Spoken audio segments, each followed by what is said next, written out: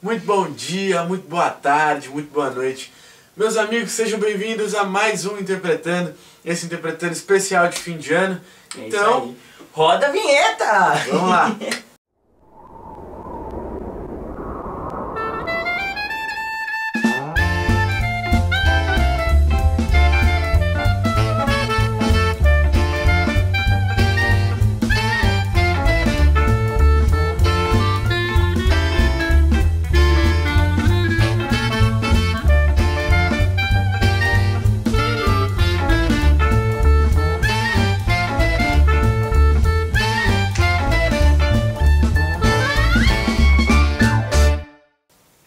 Olá, queridos amigos! É com imenso prazer que mais uma vez a gente começa mais um programa Interpretando. Edição especial desse final de ano, né, Augusto? A gente já comemorando o ano novo, eu já tô aqui de branco, desejando paz, maravilha.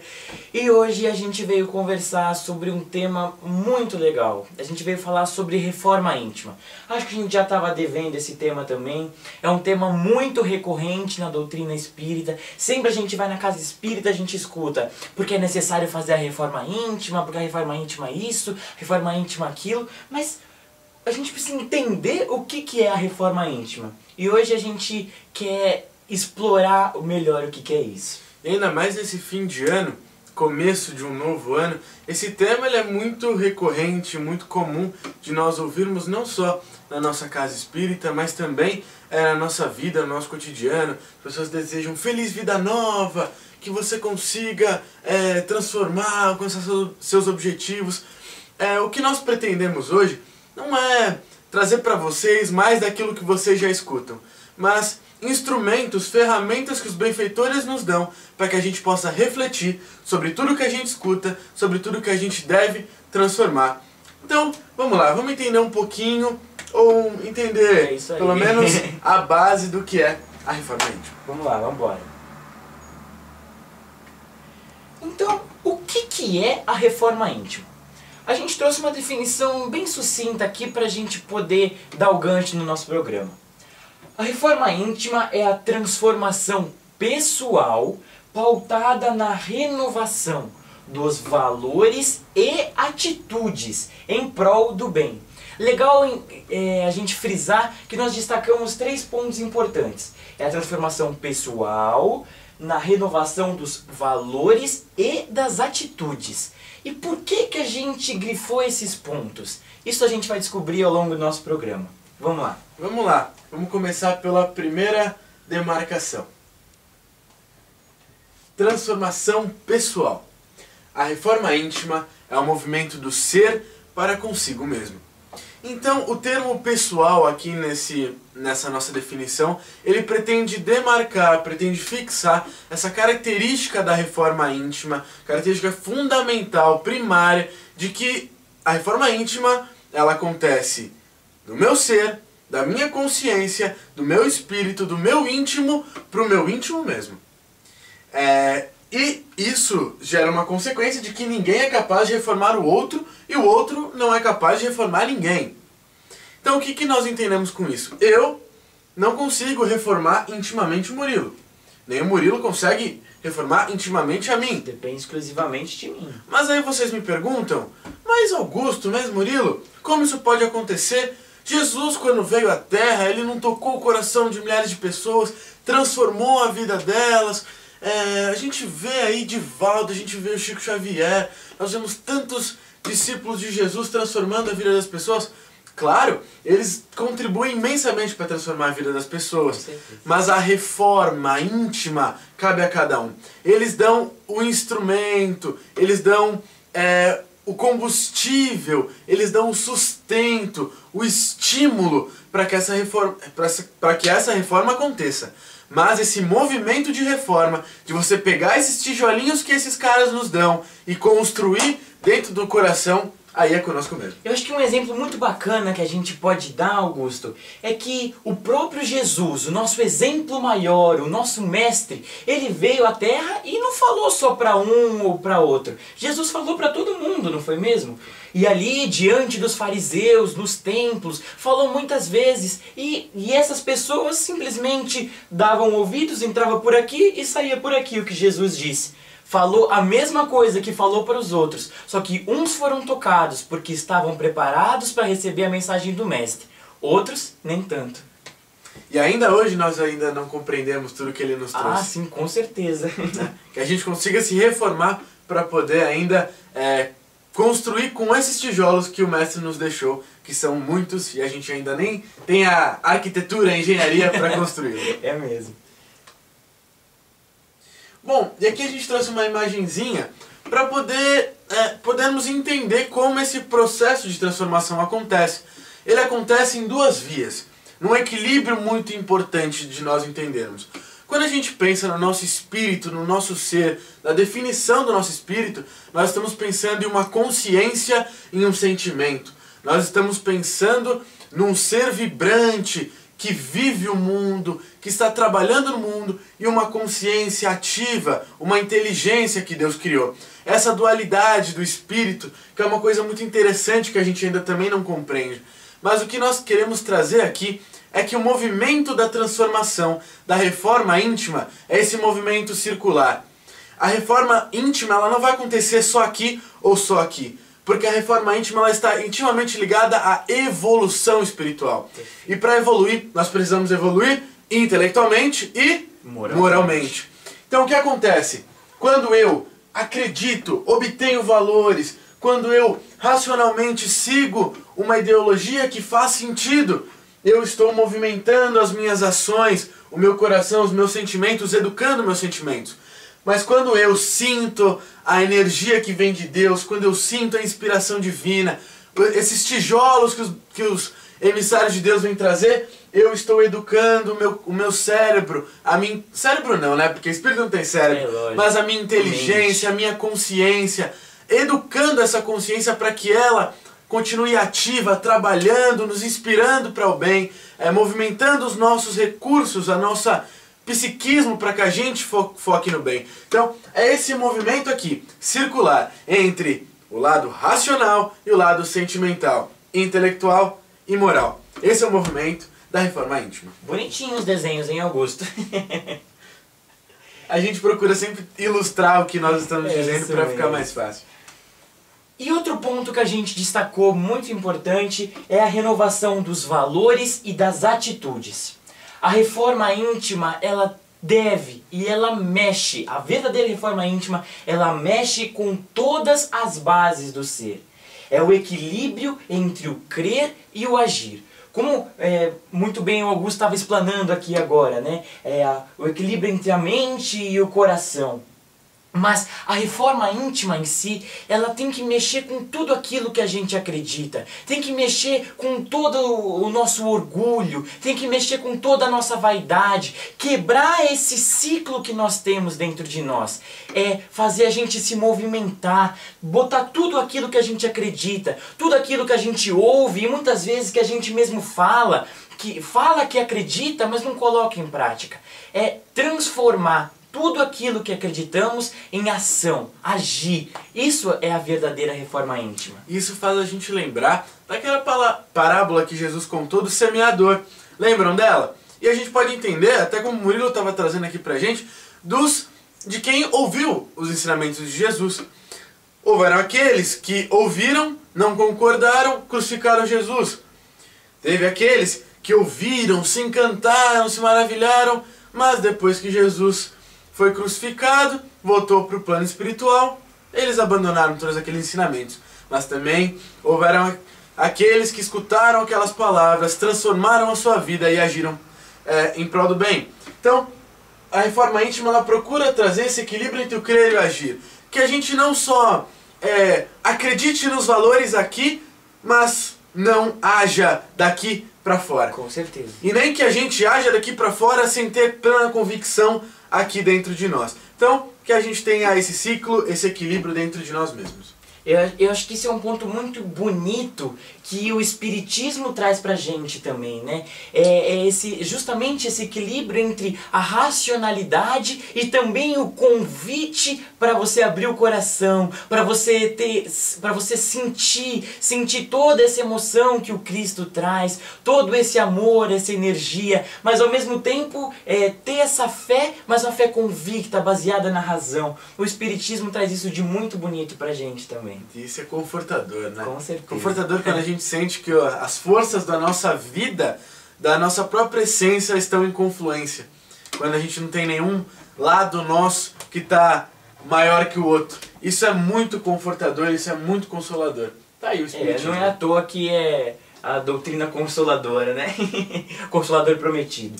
Bom, para ilustrar, né, a gente trouxe também uma imagem para mostrar o que significa essa renovação de valores e atitudes. Qual o papel delas, né?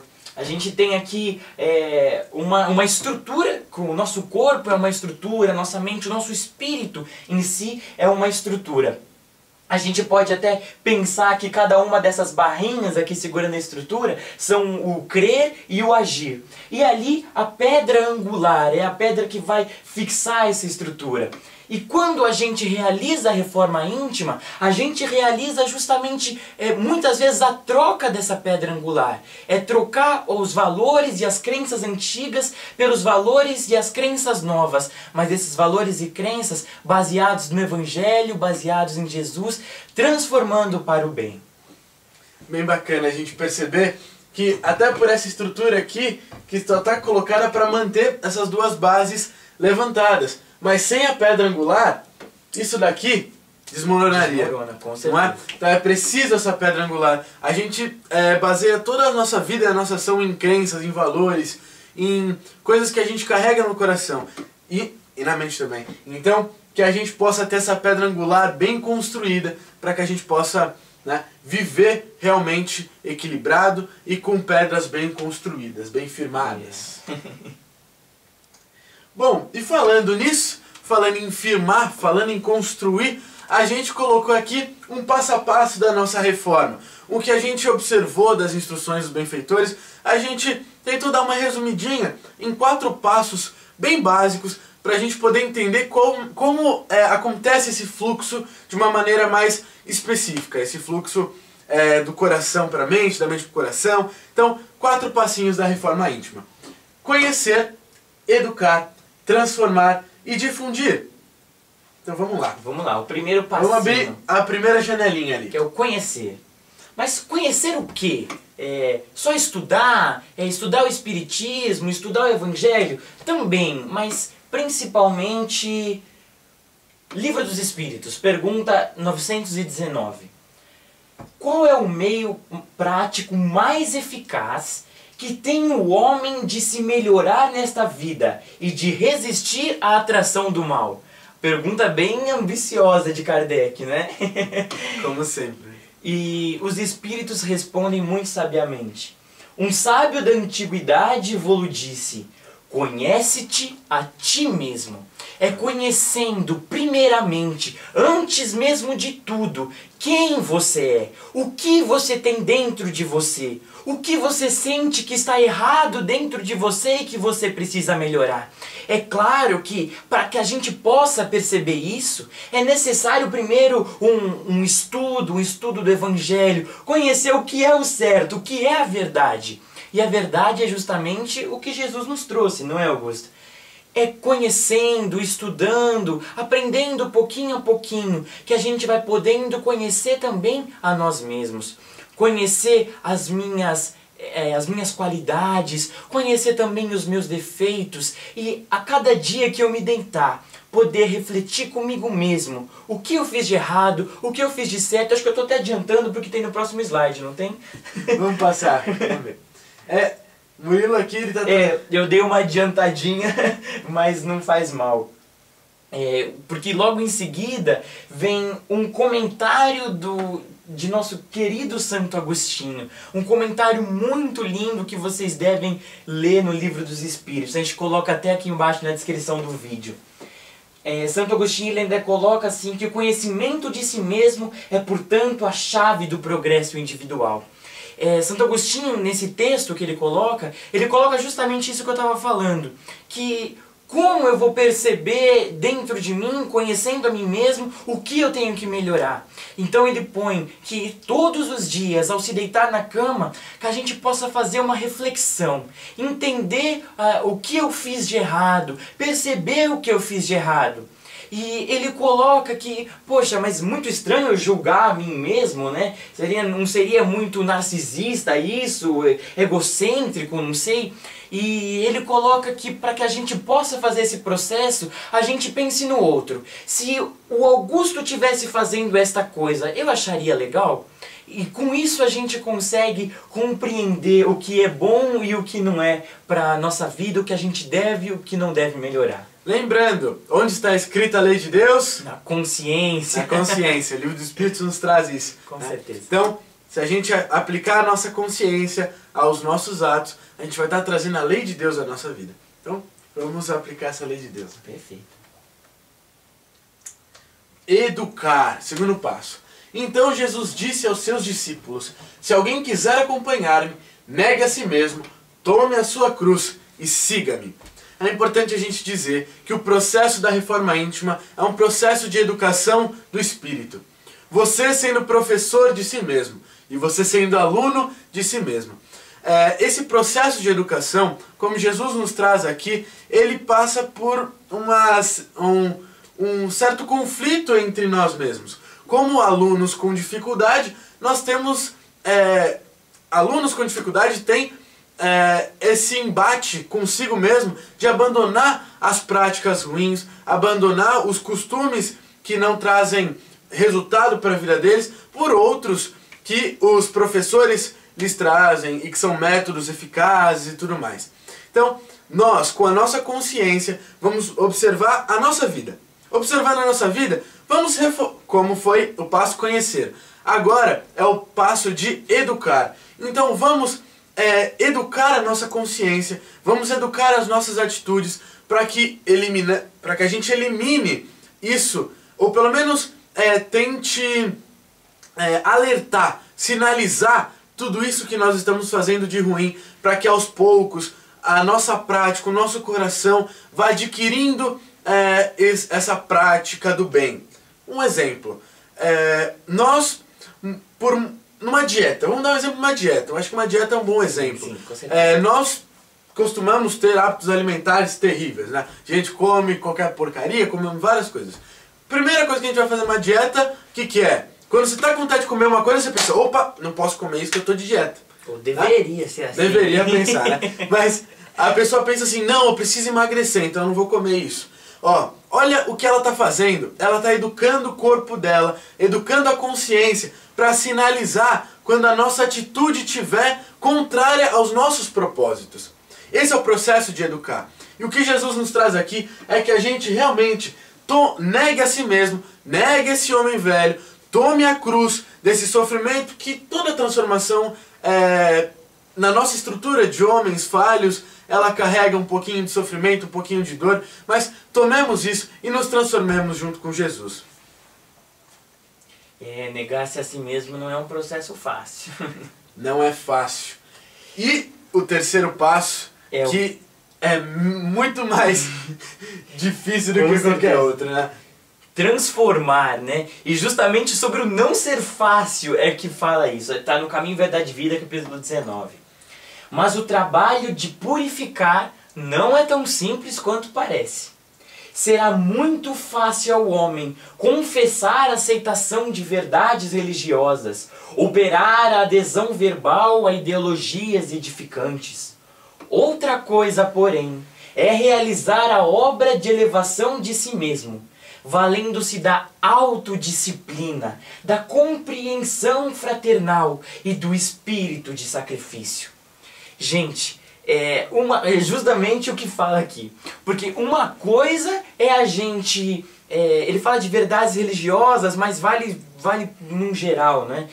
Uma coisa é a gente falar que acredita, uma coisa é a gente falar que, vou me modificar, eu vou, ano que vem, 2015 vai ser um ano espetacular, eu vou me modificar, vou ser diferente, mas não colocar isso em prática. Porque colocar em prática, realizar a transformação, que é um dos processos mais difíceis de todos, a transformação em si, é necessária a autodisciplina. A disciplina da dieta é a partir da educação da mente, do conhecimento de si mesmo.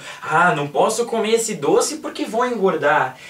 Não posso fazer isso porque vai me fazer mal. É naquele momento em que vou fazer um ato errado ou vou fazer alguma coisa errada, vou ali pensar, não, eu sou diferente, estou passando por um processo de transformação, eu estou me modificando. É o autocontrole, é o autoconhecimento, é justamente a autodisciplina. E essa autodisciplina, ela traz esse sentido de que é uma disciplina de si para si mesmo, mas também de uma coisa que vai ser internalizada em nossa vida. Então, o processo da educação é quando a gente ainda se bate tentando entender e regrar os nossos hábitos. O estágio da transformação, quando a gente realmente se transforma, é quando a gente incorpora esse hábito. Quando aquilo passa a não ser mais um conflito de você com você mesmo, passa a ser um movimento de ascensão. Você deixa ali de se debater, de tirar os podres de você mesmo para poder subir nessa escada evolutiva, nessa senda da evolução. E nós observamos, e os benfeitores nos trazem, a gente, praticamente nosso programa todo, a gente se baseou aqui no programa, nós nos baseamos no Caminho, Verdade e Vida, porque Emmanuel traz capítulos belíssimos onde ele fala de reforma íntima. A gente até vai colocar na descrição a indicação desses capítulos para vocês, e que nós encontramos, vemos no nosso dia a dia pessoas que batem no segundo passo. Essas pessoas que elas entendem o que elas precisam transformar, elas colocam um propósito na vida delas. Não, 2015 eu vou emagrecer. Vamos continuar assim. 2015 eu vou emagrecer. Aí chega 2015, janeiro é férias, né? Janeiro é férias, vamos depois do carnaval, né? O ano começa depois do carnaval. Então, depois do carnaval, aí chegou no carnaval, carnaval, tá chegando a Páscoa. Na Páscoa não dá pra emagrecer, né? Então depois da Páscoa eu emagreço, né? Depois a gente faz. Aí depois chegou a Páscoa, festa junina, cara. Festa junina, eu não posso deixar de aproveitar a festa junina. Depois da festa junina, enfim, vocês entenderam qual que é o processo. Então, a nossa mente, a nossa consciência imperfeita, os nossos hábitos imperfeitos, eles conseguem ainda nos influenciar de uma forma que a gente cria subterfúgios racionais ou sentimentais para justificar as nossas ações erradas. Então, quando a gente está nesse processo, por exemplo, de dieta, fala, não, mas eu fiz exercício ontem, eu posso comer um chocolatinho hoje. Não, eu posso transgredir. A gente vai transgredindo aos poucos. E quando a gente transgride, aos pouquinhos, a gente vai destruindo tudo aquilo que a gente começou a construir. Então, é o passo da transformação que ele é decisivo para a reforma íntima. Sem esse passo, não há reforma. E muita gente bate e volta nesse passo. Então que a gente atente para esse passo a passo. Que a gente não caia nesse erro infeliz de fazer promessas verbais, se encantar com teorias maravilhosas, mas não levar isso para o nosso coração e para as nossas atitudes. É transformar-se, né? Ser um novo homem, ser diferente. Se modificar. Bom, e a gente vê nesse estágio da transformação, se nós pensamos agora no panorama do nosso mundo, da nossa terra, que nós estamos passando das provas e expiações para o mundo de regeneração, se a gente pensa em todo o trabalho que Jesus teve para nos manter aqui na terra, para postergar esse período de provas e expiações, para que a gente pudesse ainda ter uma oportunidade de transformar, a gente olha para o relógio e fala, cara, não dá tempo. Não dá mais tempo. Não dá mais tempo de nós batermos no segundo passo. Não dá mais tempo da gente criar subterfúgio para poder escapar e transgredir das nossas regras e dos nossos compromissos. Tá na hora de transformar. A transformação tem que ser agora. O start para a renovação tem que ser dado agora. Não há mais tempo a perder. E oportunidade como esta, nas condições em que nos encontramos, dificilmente se repetirá. Eu acho que a gente já escutou essa frase em algum lugar. A gente já escutou em algum lugar essa frase. Benfeitores nos trazem essa mensagem sempre, a gente tem que atentar para ela. Mas realmente, nas condições em que nos encontramos, nessa oportunidade maravilhosa que nos encontramos, muitos de nós que estão nos assistindo são espíritas, têm a possibilidade do conhecimento, das verdades, do consolo que o espiritismo traz. Tem a possibilidade do trabalho, de entender a importância do trabalho, da importância de se renovar hoje, agora. Isso é necessário. É muito importante e dificilmente essa oportunidade vai se repetir assim com tanta facilidade, né, Augusto? Uma coisa muito importante que a gente tem que colocar é que o espírita muitas vezes pensa assim: ah, mas tem a reencarnação, né? Se eu não me renovo hoje, amanhã eu vou me renovar, amanhã eu tenho a possibilidade, deixa pra amanhã, amanhã eu começo a dieta, amanhã eu paro de ser egoísta, amanhã eu vou parar de gritar com a minha esposa, amanhã eu vou ser mais paciente, tudo amanhã, não tem tempo pra amanhã. O amanhã não existe, tem que ser agora. Agora é o momento da mudança. Jesus nos chama agora para a renovação. É agora a hora que tem que aplicar o terceiro passo. É a hora de transformar, de ser diferente, de ser um novo homem. Não tem amanhã, tem que ser agora, hoje. E lembrando que se transformar em Jesus Cristo, se converter de fato, como uma belíssima lição aqui que a Emmanuel nos traz, é abandonar o homem velho e seguir em frente do homem novo. Se nós continuarmos vivendo esse homem velho e postergando a transformação, a gente ainda não terá se transformado no amor e na lei de Jesus, naquilo que Ele nos trouxe no seu Evangelho. Gente, imagina! Olha a oportunidade que a gente está perdendo. Nós estamos vivendo no Espiritismo, o Consolador prometido por Jesus, vivendo nessa encarnação. Só pensar, qual que é a porcentagem de espíritas perante as outras religiões? Pouquíssimo. Agora, imagina o tanto de espírito que está querendo encarnar aqui na Terra, nesse movimento de regeneração, e eles querem encarnar aqui no meio espírita para trazer as lições dele. E se a gente não praticar agora, será que na próxima encarnação a gente vai ter a mesma oportunidade? É difícil, é complicado a gente conseguir dizer isso, mas o que eu quero trazer é que depois de 2000 anos que Jesus veio, a gente ainda não se converteu verdadeiramente em Cristo. Pois é, né? E o que a gente não quer aqui, pelo amor de Deus, nós interpretando não queremos colocar o espiritismo acima de tudo. Acima de tudo, e nem vocês pra baixo. Jamais, de modo algum. Porque tem muita gente que fala assim: poxa, eu escuto as palestras falando que a gente tem muito a melhorar, tem muito a se transformar, e isso me coloca pra baixo, parece que eu não construí nada em minha vida. Não, gente, pelo amor de Deus, não é nada disso que a gente está querendo dizer. A gente só quer trazer a mensagem dos benfeitores que estão ao nosso lado, só esperando a gente firmar esse compromisso, pular para essa terceira etapa, que aí é alegria para nossa vida, é gratidão, é amor. Nós queremos que vocês sintam isso, pessoal, porque nós também estamos nesse movimento de transformação. Como vocês podem perceber, a minha forma também não é a melhor de todas. Eu estou precisando de uma dieta e eu estou postergando há muito tempo. Então, eu quero, junto com vocês, esse movimento de transformação, né, em 2015, que a gente firme esse ponto junto. É importante que a gente faça isso juntos. Eu já estou falando demais, né, Murilo? Não, tá ótimo. Bom, pessoal, grandes exemplos da reforma. No quarto passo, que é o difundir. A gente aqui tá falando de reforma íntima como se a gente já também tivesse passado pelos 3 passos, né? Se a gente tivesse completado os 3 passos. Calma aí. A gente tá difundindo aqui, mas é porque a gente é cara de pau, veja bem.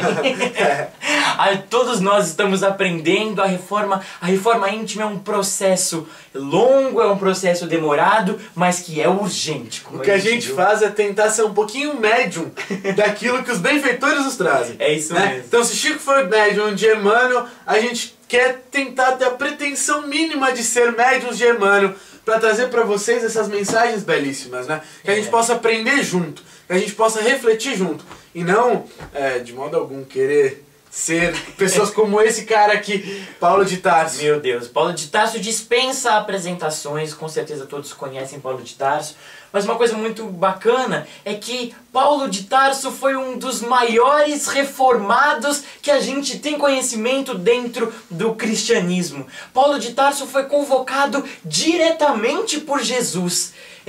Paulo, por que me persegues? Aquela passagem memorável que a gente tanto chora ao ler, né?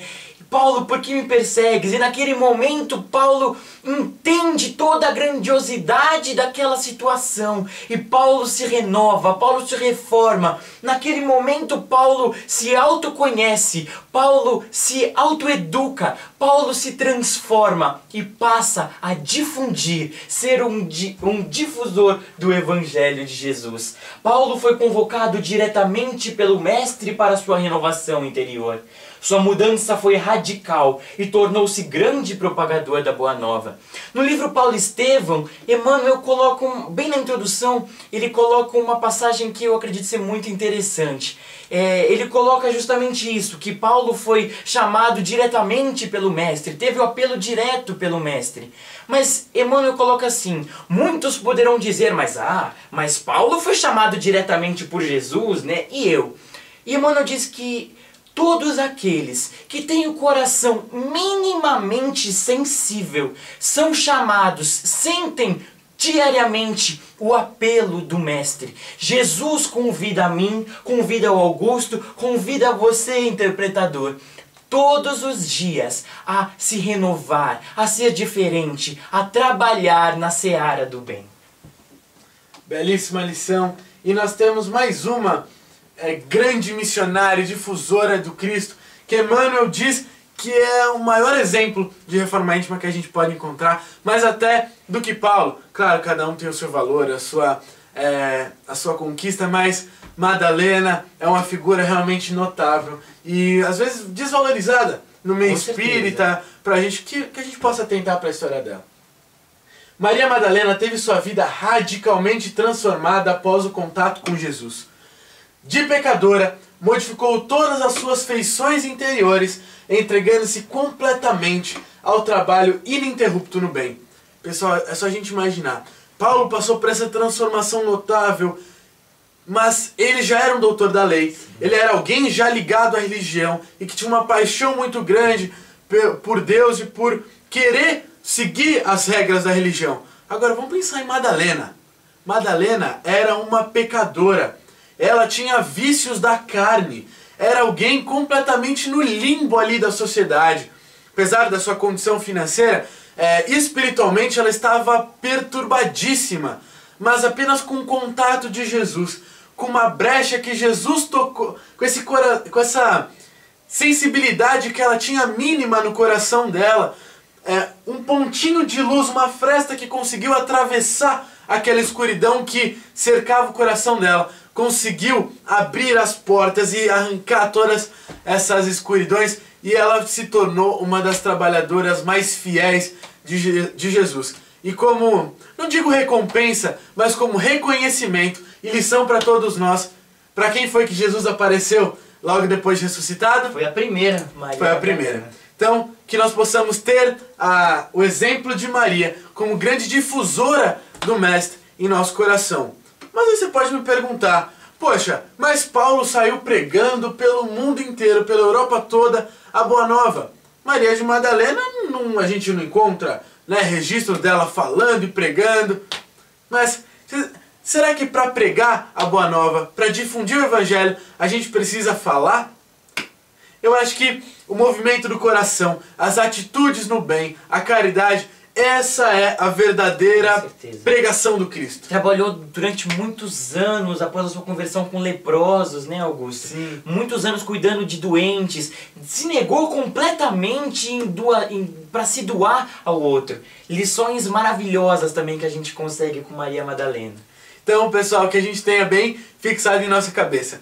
Difundir o Evangelho, difundir essa nossa transformação.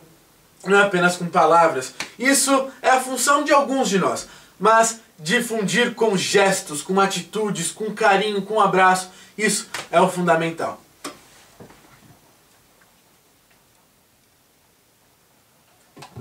A mudança dentro de si. Mais uma vez a gente está trazendo o caminho, verdade e vida. Torna-se necessário encontrar o Cristo no santuário interior. Cristianizar a vida não é imprimir-lhe novas feições exteriores. É reformá-la para o bem no âmbito particular. É muito do que a gente já trouxe também, aquele papo de não só mudar o exterior, só do falar, do acreditar, mas é mudar dentro de si. Mais uma vez, uma lição belíssima do Caminho, Verdade e Vida. Que a gente observa a recorrência desse tema dentro dos capítulos do Caminho, Verdade e Vida. A gente mostrou aqui diversos capítulos, o 5, o 16, o 21, e esse aqui é o 19. Emmanuel sempre repetindo isso, e eu acredito que ele não está repetindo por acaso. Ah, com certeza. E finalizando o nosso programa, cadê? Ano novo, vida nova, Augusto? Vida nova. 2015 vai ser tudo diferente, então. Mas que essa vida nova seja realmente uma vida nova. Que não sejam apenas palavras novas, que não sejam passos 2 novos, mas que a gente realmente evolua até o passo 3, até o passo 4, e que a gente descubra lá no alto, lá no céu, dentro dessa beleza que é viver a reforma íntima, os passos 5, 6, 7, 8, 9, que estende até o infinito, né? Nesse momento do ano novo, nesse clima todo envolvido pelo Natal, pelos anjinhos, Papai Noel, Jesus, todo esse clima que a gente tem, que a gente se envolve, a espiritualidade, ela se aproveita para chegar perto de nós, para entender melhor quais são as nossas necessidades. Por isso que no ano novo, quando a gente pensa em propósitos, quando a gente estabelece propósitos, estabelece metas, a espiritualidade se aproveita para estabelecer ligações com a gente, fortalecer a gente, dar aquele empurrãozinho que a gente tão necessita, né? E se aproveita desse momento para que a gente possa realmente sair do passo 2 e conseguir se transformar. É muito importante então que a gente estabeleça as nossas metas. Então tá, 2015 eu vou ser um cara mais paciente, em 2015 eu vou orar todos os dias, em 2015 eu vou me alimentar direito e cuidar do meu corpo, vou fazer exercício físico, vou fazer a dieta. Em 2015 o Interpretando vai ser diferente, vai ter coisa nova, vai ter convidado novo. Claro! É ou não é? Bom, vamos firmar esse ponto junto. Vamos nos transformar junto. Afinal, Interpretando, ele não é um ser só. Ele é uma alma constituída de mim, do Murilo, de todos vocês e de todos os benfeitores que nos acompanham. Então, juntos, nesse grande aglomerado que formamos, vamos realizar todo esse ciclo, vamos nos transformar juntos. A gente pede a ajuda de vocês para que nós possamos nos conhecer as nossas dificuldades, os problemas que vocês identificam, que a gente possa se educar, que vocês sempre nos alertem quando a gente cometer algum erro, alguma dificuldade, que a gente realmente transforme, né, tanto a participação de nós, vocês, quanto as questões técnicas que nos circundam. Com certeza, temos muito a melhorar, não é? E que a gente possa difundir esse projeto. E 2015 é o novo ano e os propósitos estão aí, certo? Claro, claro. Tá aí. Então é isso aí, pessoal. 2014 foi show. Um beijo pra vocês. E a gente deixa aí com vocês também, embaixo, o link do nosso programa na rádio, que nós fizemos sim, claro, no ano de 2012, junto com o Miguel Formiga, com o Pedro Pastorelli. Foi um programa maravilhoso, que nós falamos também do Ano Novo. Se vocês puderem dar uma visitadinha, tá bem legal. Também deixamos o link do programa Interpretando de Natal, especial de Natal. Foi incrível também. Que nós gravamos no ano passado. Bom, muito obrigado pela presença aí. E beijão, tchau! Até ano que vem!